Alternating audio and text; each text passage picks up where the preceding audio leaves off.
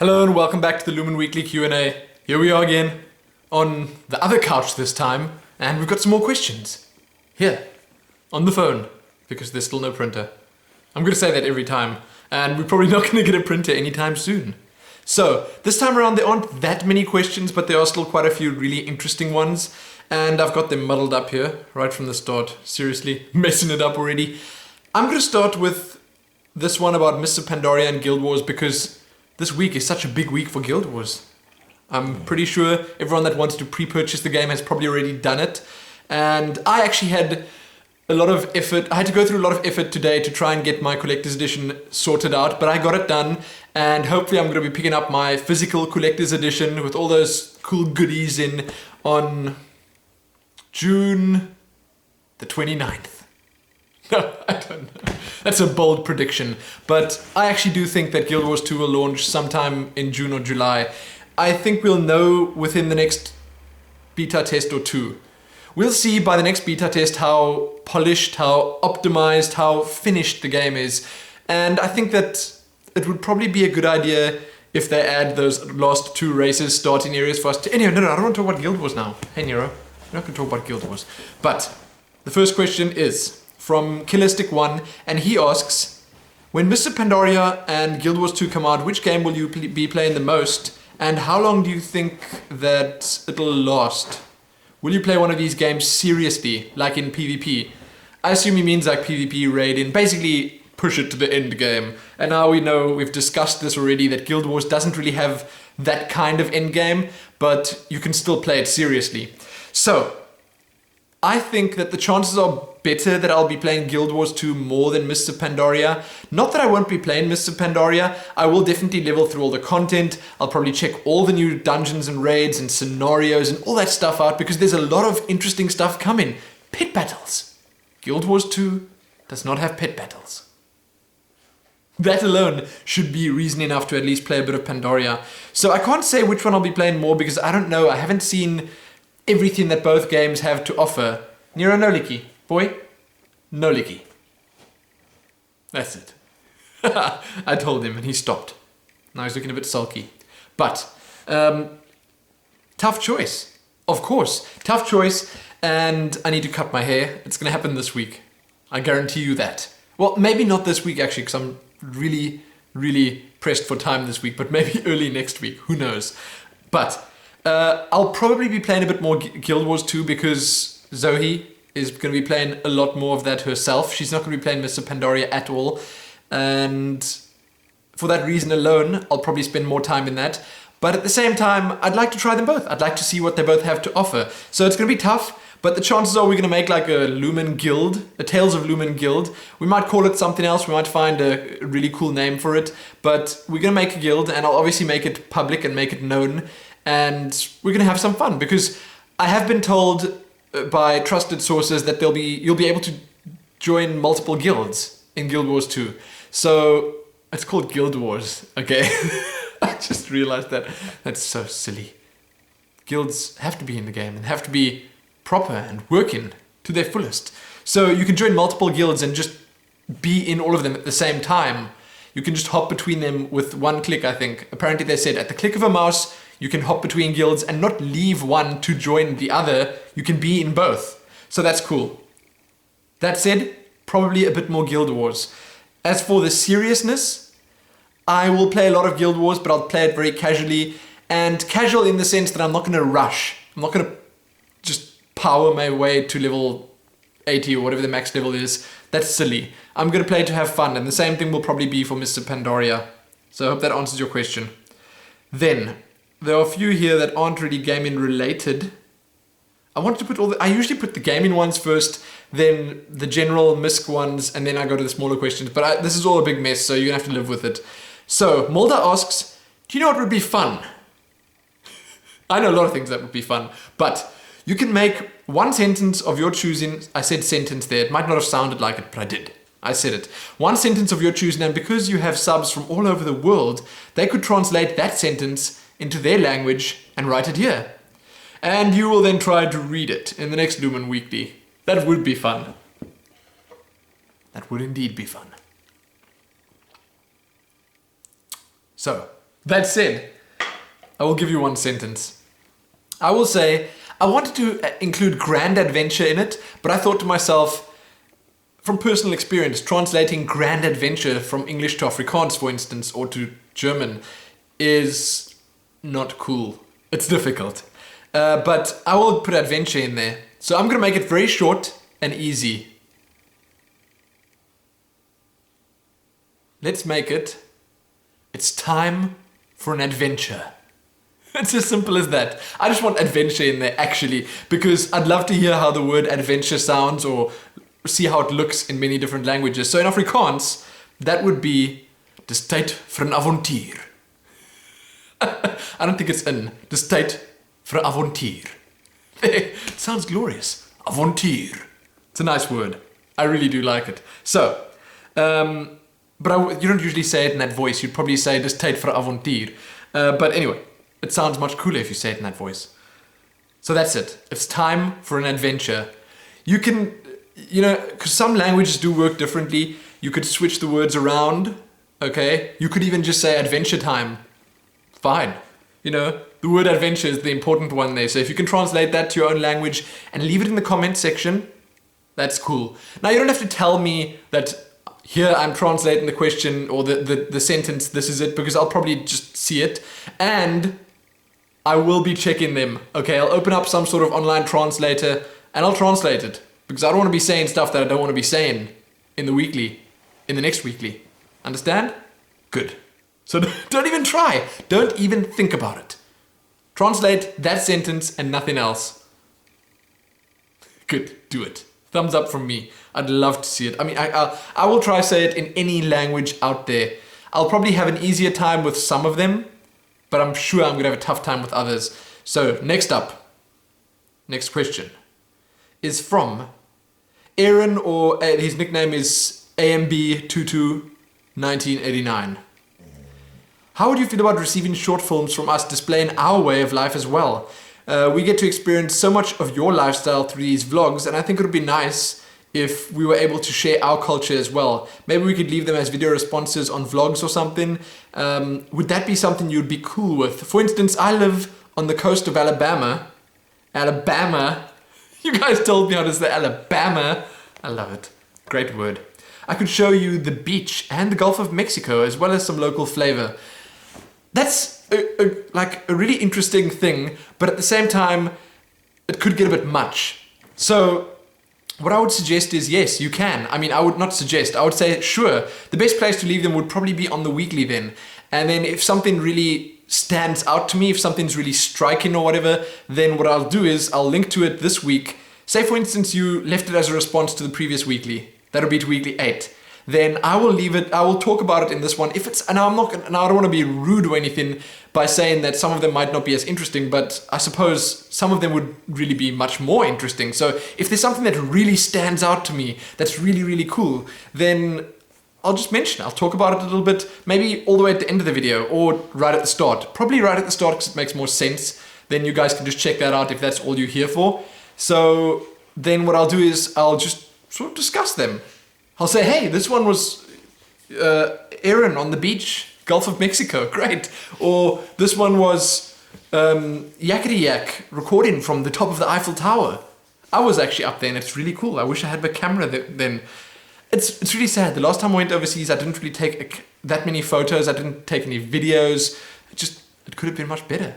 I'm thinking about it now. Now that I've got such an affinity for recording videos and I enjoy it so much, I'd probably have much more fun overseas. Anyway, okay. So, yes, you can leave responses. Video responses, best place to do it is probably on the weeklies. I'll accept every single one of them if they're relevant. If you leave some random video that's not relevant, then I won't accept it. But that sounds like fun. Why not? Same as the sentence converting thing. Also cool. Now there are a couple of questions here from 2-Day Nation. Interesting nickname, by the way. He mailed them through and he said he started to notice that when I mentioned prices, that everything is cheap in comparison to Australia here in South Africa. Like 14 rolls of sushi for 60 Rand or Mass Effect 3 for 320 Rand. So firstly, usually sushi isn't that cheap. I can tell you that. I'm just saying the reason I actually spoke about it last time was because it was such a good deal. It really was. I think 14 pieces of sushi would generally cost, if you go sit down in a restaurant, it would probably cost you like around 130 to 140 Rand, which is more expensive. It's a lot more expensive. And that's like $20? $20? $20? 20 US dollars. And at the moment, at least, with the exchange rate as it is right now, 7 Rand to the dollar. So that said, the sushi that we got was really, really cheap.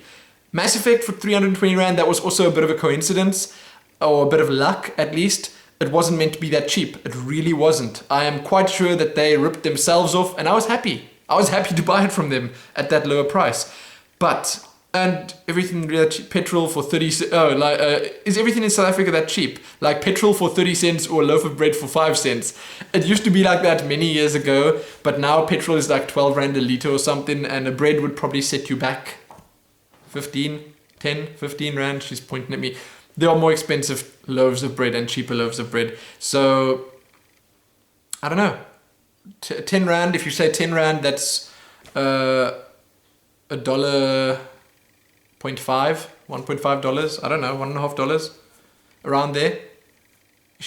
You shaking your head? No, she just sat down over there. I'm right. It's about $1.50, whatever.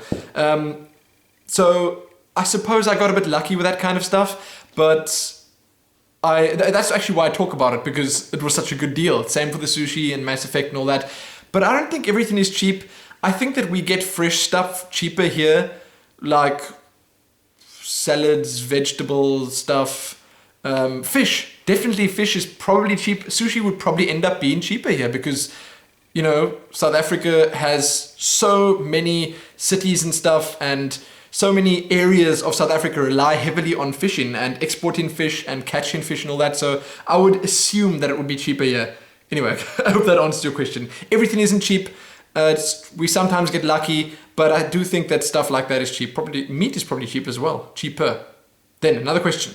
I don't know if you follow rugby union or not. I don't follow rugby at all. None of it. Nothing. So the rest of this question, I could probably just skip it, but I'm going to do it anyway. Oh, right. He actually asked here. Or not. But my next question is, do you follow rugby? I think I just answered that one. If you do, who do you support? I'm from Canberra, so I support the Brumbies. But I do really love watching the Stormers. I do know the Stormers are, is it the Western Cape team or the Cape Town team? I don't know, but they're from down here and they're probably the ones that I should be supporting, but I don't really watch rugby. When the World Cup is on, I'll probably watch some rugby and I'll probably support like the underdog Asian teams or something, because it's always so fun, like with soccer and rugby, watching the Japanese, Chinese, and all those teams play, because they have like the best coordination ever, they have the best strats ever, and they just don't have the bulk to back it up, which is sad. But I always support them because they're my favorites, by far. So no, I don't follow rugby. Those questions, tough to answer. Finally, can you tell me a little bit about living in South Africa? I don't think I'd ever make the move, but I'd love to visit. This is also from 2 Day Nation. All of these were... It's tough. That's a tough question. I can't really give you what living in South Africa is like in a couple of lines. I would say that it's not as pleasant for everyone down here as it is for others. I don't think living in a big city is as fun as it is, or not as fun. I suppose that depends on who you are. It's not as safe as living in a smaller town.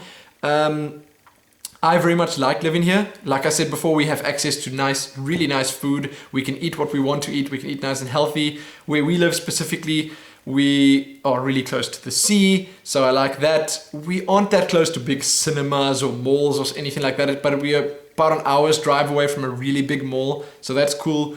I like living in South Africa. Sure, it can be unsafe at times. Sure, most of the population isn't living as well as we are right now, and that's unavoidable, I guess, and it's not cool. But for people that live at the same, let's just say, level as I do, it's not bad. I suppose it depends on who you are and what you want out of life. That's all I can say. It's not bad. It's actually a really nice country for touristy stuff, though. If you like wild animals, beaches, hiking, all that kind of stuff, outdoorsy stuff, then it's great. If you like technology, then you should probably just stay away. It's a bad idea. Bad idea coming here. Now, smaller questions. I'm not sure if these are actually really smaller because my splitting of the questions never really works at all. So, Here's a question from Killistic1. That's a little bit silly. Killistic1, you were a bit silly. Do you think it's better getting the collector's edition of Diablo 3 or getting a digital copy for free? So, that depends. It's always better getting something for free, but at the same time, unless the people deserve your money, unless you're like cheating them out of it, it's not better pirating it. I didn't say that. Don't put words in my mouth. So, if you want the stuff in the collector's edition, go for it. There's some really cool stuff in there. And I personally want the goodies. I love collector's editions. I like the nice stuff that they give you. Obviously, it's better if it's a game that you like Diablo 3. How can you not like Diablo 3? So that said, if you want the goodies, the art book, the CDs, the extra DVDs, the in-game items, that's also something else. I can't even remember what we get in the collector's edition. I don't know. But if you want all that stuff, then it's worth it. But I do think if you're already getting it for free, then it's also not that bad buying it, because they said if you add your collector's edition code, then you're going to get something like 3 or 4 free months of World of Warcraft. That's if you got it for on the annual pass, which is the only place you'll actually get it for free. But you'll get 3 or 4 months of World of Warcraft for free. So it'll add on to your annual pass, so you'll have like an annual pass and then some. So either way, it's probably a good thing.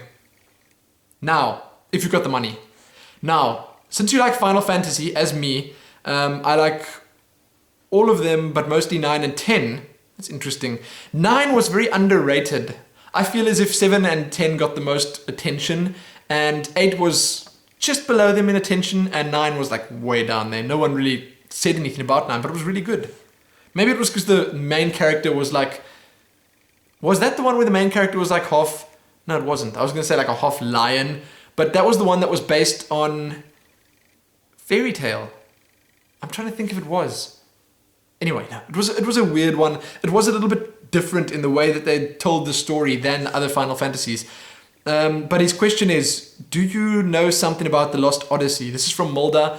I think he said at the end of this, I cut it off, but I think he said something about it being an Xbox exclusive, and it was an Xbox exclusive. I think it was released in like 2007 or 2008, and it looked really cool.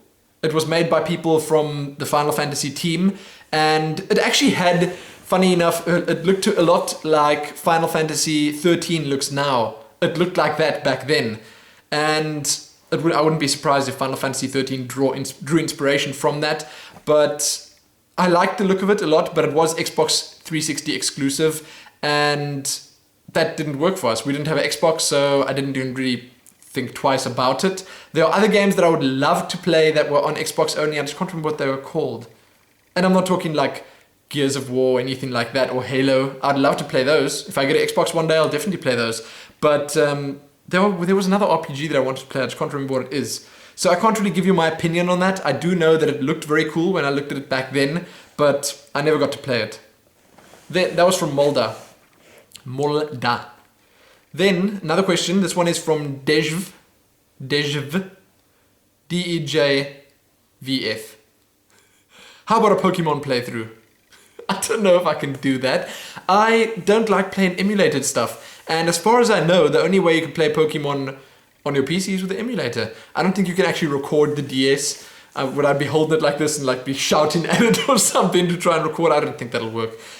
Unless there's a really easy way of doing it. I don't really like emulated stuff because generally it's subpar. They miss stuff. The translations aren't that good. And it's sort of like pirating the game. I do own Pokemon, but I don't know. I'm not a huge fan of that. Although I would be a fan of Pokemon playthroughs and stuff like that, the game might get a bit boring to play as well. It's not super action-packed all the time, especially when you're like grinding away at trying to find the Pokemon you want. So I'd love to do it, but I don't know how feasible it is. Then, this one's from Killistic again. He says, hey, ever thought about casting pro games like in tournaments and stuff? Now, I think he means StarCraft. Yeah, I can't remember where I got that comment from, but this is coffee that's pretty cold. Decaf. I don't mind casting pro games. I think that my understanding level isn't really high enough to be able to cast them properly. Sure, I can still do it for entertainment's sake, and I can make it interesting and all that, and I could learn from it, I suppose. I wanted to, but I'd probably want to play a little bit more to get my understanding a bit higher where it should be, where I want it to be, where I feel comfortable with it before I start like doing that a lot. And you know, I don't have a problem with people casting games that they don't understand because lots of people do it really well. Total Biscuit, Husky, lots of others, lots of other shoutcasters out there do it really well. But I prefer just doing my own games for now because that just gives me more incentive to actually play. And I have been playing. I've been playing off camera a little bit. I think I've got like 20 or 25, 22 to 25 wins. I'm not sure. I think the new season is starting today or tomorrow as well. So I am playing and I'm trying to get a little bit better. And it's a long process. It's a slow, long process. But I would probably want to do that, but the chances are I would only cast Zerg games then. Games with at least one Zerg in. Because I feel I understand the Zerg race a lot better than I do Protoss and Terran. Timings, strats, everything Zerg just clicks with me. A little bit better at least. So that's that. Next, this one's from Fab12UCB. Have you ever considered doing the Q&A without the camera and just using your desk mic? It would be much faster to upload and better sound quality. I have obviously thought of that, but then you don't get to see my face and I don't get to look at the camera. And I think it's too impersonal. That's the main thing. I would do vlog type things like that, but then I'd have to really have something very interesting to put in the background. So if there was some big beta event coming out and I had lots of extra footage of it, of any game, doesn't matter what, no matter, then I could put that in the background and record a vlog type video like that. That's fine, but I think an entire Q&A where you could actually see my face for the duration of it would probably be better if you could see my face, because then you can see how I react to it.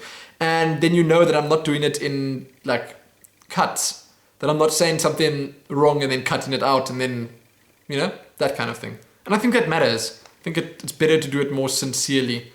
Then, next question. This is a weird one. This is from Angel... I always struggle with this one, sorry. It's Angel N25 or Angle N25 or something. He's South African and he's got a very weird nickname. Why do they never give characters in games like Mass Effect or Assassin's Creed and even Deus Ex a bitch slap move? Oh, bitch slap move, sorry.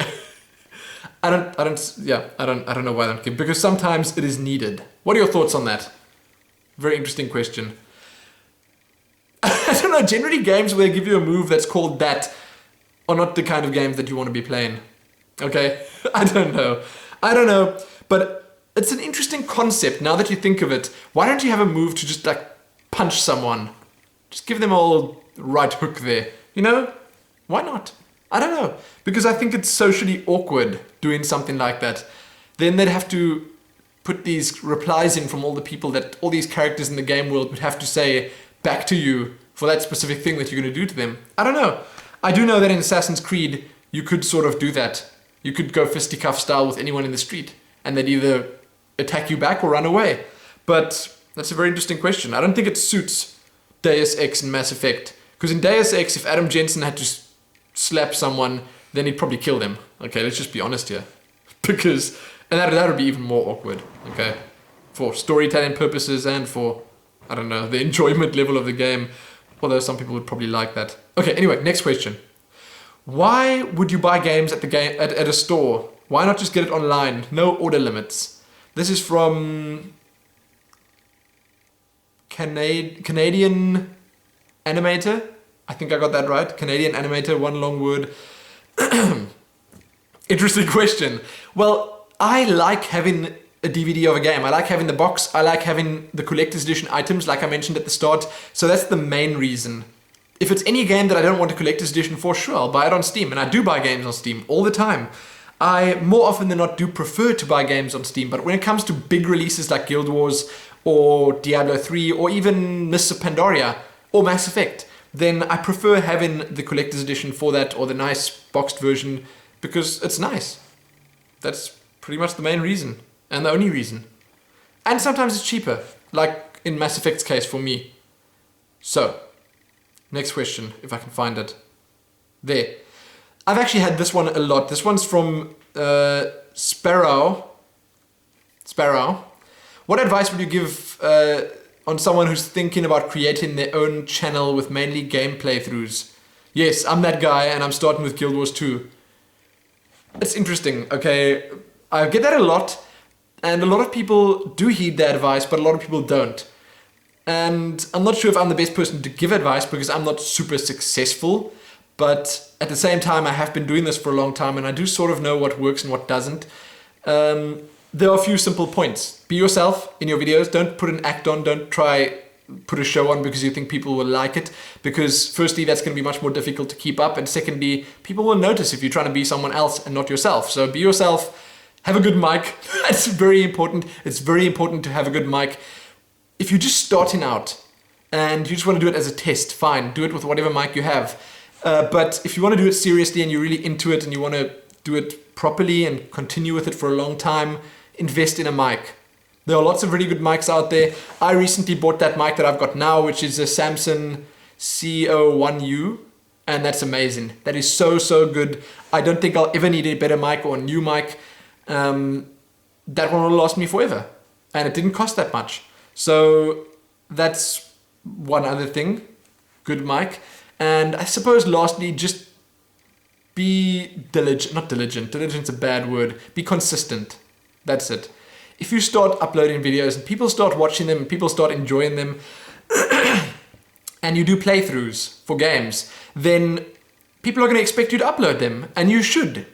Because if you tell people, oh, you should check back here soon for more videos, then, and you don't upload videos soon, and you just upload like 3 videos now and then 3 videos in 2 weeks' time, then that's not so good. People aren't going to want to watch that. So be consistent.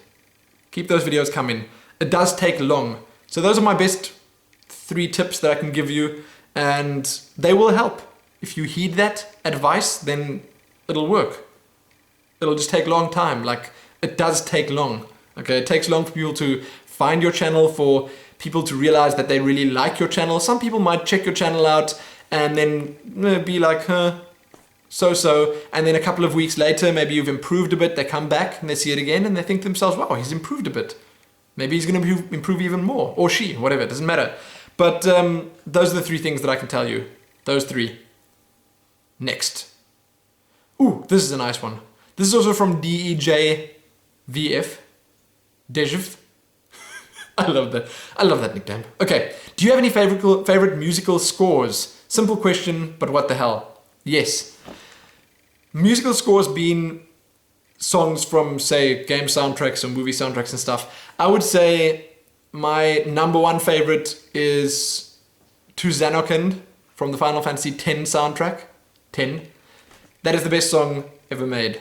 There you go. Okay, that's the one. There are lots of really good. If I had to give a whole soundtrack, a whole selection of songs, then 2 that come like really stand out, or 3, I would say.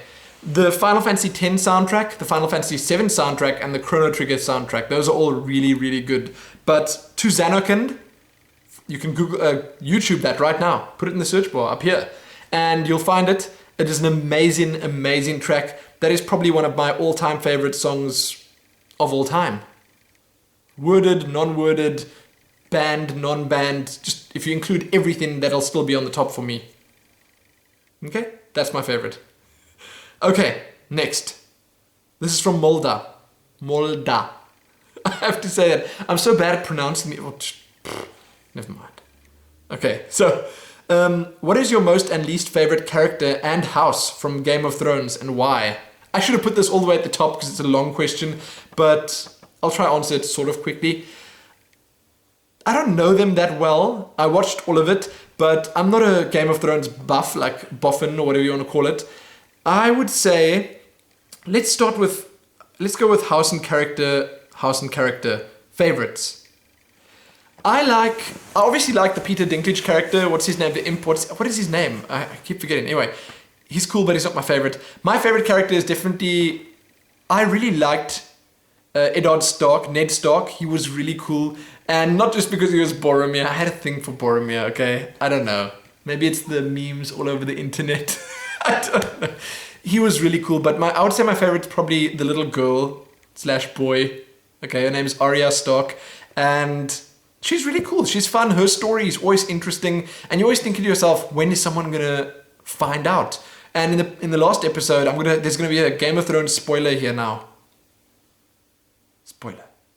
I guarantee the spoiler will be done in a minute, so you can skip a minute ahead. I'm not going to put annotation in. Okay. In the previous episode, I think the son, the bastard son, found out that it was he said he knew she was a girl already. So that's going to make things more interesting. But I like her. She's probably my favorite character. And I kind of liked her when she was still in the royalty scene as well. But now that she's on the run, it's even more interesting. So she's my favorite character. My favorite house. You know, it's tough because there's always so much drama going on with what is the house, the baddie house called again? I'm trying to think now. Anyway, my favorite house is probably because of that, the Stark people. And I know that Snow isn't really a Stark, but he's also pretty interesting. He's a bit too hardcore for my liking, okay? He's a little bit too hardcore, but I like the Stark people. And we also discussed it, myself and Ride Panda, that the Targaryens, Daenerys? Targaryen? She's cool. But I wouldn't really call that a full-on house because, as far as I know, she's the only one that's really featuring very much now. Her brother, not so much anymore. But I like her as well, and the whole story that's going on there. So she could be tied for favorite character and house as well, if one could consider her on her own house. But as for least favorites, Joffrey has got to be your least favorite character. If he's not your least favorite character, then you skip in the scenes that he's in. Because that guy, he sucks. There's nothing else to say about him. It's such an irritation watching him on the screen and listening to him talk. I dislike him intensely. And mission accomplished for them because they obviously wanted you to dislike him. But I don't like him. And that said, his house, the mother, I can't remember the name. How can I not remember the name of the house anymore? But his mother, is it his mother? The blonde lady? Yeah, it's his mother. And the blonde guy, they are so irritating. I can't stand them. They are frustrating to watch. And they always ruin things for everyone else. But that's the reason that they're there. Okay, that's the reason that they're there. And they did that really well. So I'm not gonna say that I hate them or whatever, because I know how these stories and stuff work. And sure, they may be the bad guys now, but that might change. You might grow to like them. And then you've got the youngest brother, the imp guy. And I keep calling him Peter Dinklage because that's the actor's name, but I don't know I can't even remember the names. I'm so terrible with the names. But you've got him, who's actually a pleasure to watch. He's always interesting, he's always witty, and he's in the same house. So it's tough, it's bad, it's difficult calling them the worst or the least favorite house, but that's my answer. That's how I'm going to answer it. And I can't believe I forget the names. I struck a blank. I just remember Stark, Baratheon, Targaryen, or Targaryus. That's it. I know that the blonde lady's name is Cersei, isn't it? Lannister. That's it. Lannisters. Those guys. Man, get out of here, Lannisters. So, next question. Please explain the different nicknames you use. Oh, this is actually for Ride Panda. I'm going to answer it for her because she doesn't want to answer it right now. Please explain the different nicknames you use, Ride Panda, Super Ride Panda, and the rest of them. What's the reason for using so many? This is from Angel25 again.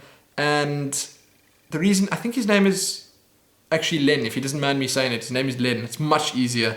But the reason she used that many is unknown to me. But she said that Zoe and Sohi are more role-playing-ish nicknames, and it would be a little bit weird going into Guild Wars or Diablo or World of Warcraft and creating a character called Ride Panda, unless you make it a Pandaren. But a character called Super Ride Panda in Guild Wars just wouldn't make sense. It doesn't fit. So she'd use Zoe or Sohi for that there. And the reason she used Zoe before was because Sohi is taken sometimes. But that's pretty much it. She had a few because she couldn't use them in certain places. And I don't know, I suppose she could use some variation of Ride Panda everywhere if she wanted to, or Zoe or Sohi, but I don't know. I think Ride Panda is just at the moment the one that she's sort of sticking with, and the main thing is that it's not often that is taken somewhere, or some variation of that should always be open. But most people have more than one nickname. I don't know why, but a lot of people sort of start using one, then they start like gravitate towards another one, then they go back to the old one. I know a lot of people are with nicknames. Anyway, another one from Len there. We always see Swen teasing you in a fun and friendly way. Do you ever tease him back? No, not really. Sometimes maybe, but not that often. Not that often. And I'm answering for her again. Then his next question is, how much wood would a woodchuck chuck if a woodchuck could chuck wood? That is the question of the year, he says. I don't know, is that supposed to have an answer? Enough to make a glorious mansion. That's the best answer I can think of. A glorious woodchuck mansion that you can't call a woodchuck mansion. Wood chansion. No, there's no way to make that work. Okay, it just doesn't work. So that's my answer. Then, last one is from Monkers X, and this is actually really random and weird, but it was obviously in relation to the James Bond stuff last time. If you like Daniel Craig, have you seen Layer Cake? If not, you should. Have we seen Layer Cake? No.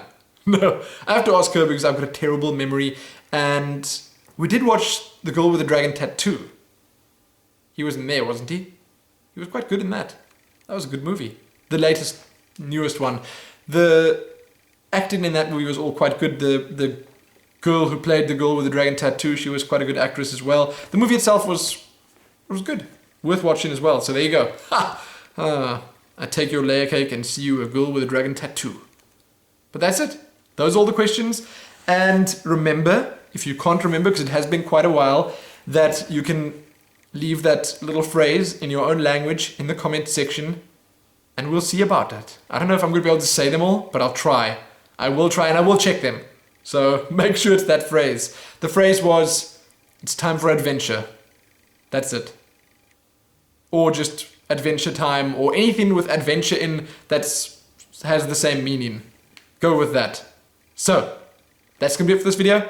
I'm actually going to go now and start uploading Legend of Grimrock, because it's nearly the 11th. I don't know where the watch is now, but it's nearly time. And yes, that's it. Check back soon for more. Most important, happy leaving those phrases in your own language below, because it's going to be grand.